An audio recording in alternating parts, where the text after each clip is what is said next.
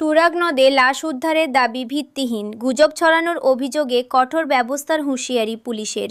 আওয়ামী লীগ ও ছাত্রলীগের 7 নেতাকর্মীর মরদেহ। সামাজিক যোগাযোগ মাধ্যম ফেসবুকে ছড়িয়ে পড়া এমন একটি তথ্যকে সম্পূর্ণ অসত্য ও ভিত্তিহীন বলে নাকচ করে দিয়েছে বাংলাদেশ পুলিশ সদর দপ্তর। একই সাথে এই ধরনের সংবেদনশীল বিষয়ে দেশের মানুষকে বিভ্রান্ত না হওয়ার আহ্বান জানানো হয়েছে।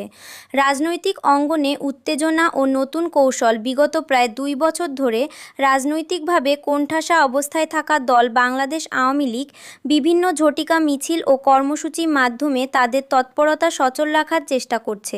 সম্প্রতি কার্যক্রম স্থগিত থাকা দলটির পক্ষ থেকে পরিস্থিতি অস্থিতিশীল করার লক্ষ্যে নতুন কৌশল হিসেবে সামাজিক যোগাযোগ মাধ্যমে প্রোপাগান্ডা ছড়ানোর একটি অপচেষ্টা লক্ষ্য করা গেছে বলে নিরাপত্তা বিশ্লেষক ও গোয়েন্দা সূত্রে দাবি করা হচ্ছে।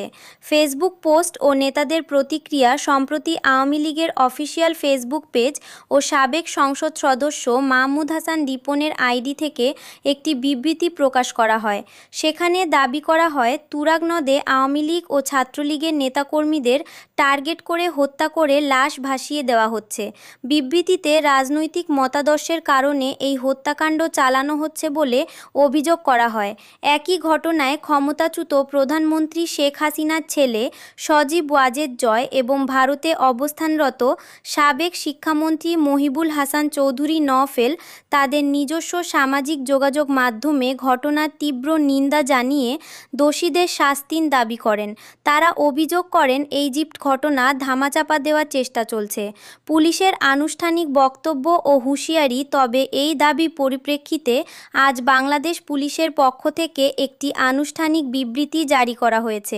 এই জুলাই আন্দোলনের ভাতিজাদের উদ্দেশ্যে বলতেছি, এই যে নির্দ্বিধায় মানুষগুলি হত্যা করছো, পুলিশ হত্যা করছো, থানা লুট করছো, অস্ত্র লুট করছো, হ্যাঁ, এগুলির কিন্তু বিচার হবেই। সাজিস, ওই টাইলাবাড়া মাগুর মাছ, হ্যাঁ, তারপরে ওই যে আসিফ পাটোয়ারি, হ্যাঁ, এই বালছাল তোমাদের তো পাত্তাও থাকবে না বাবা।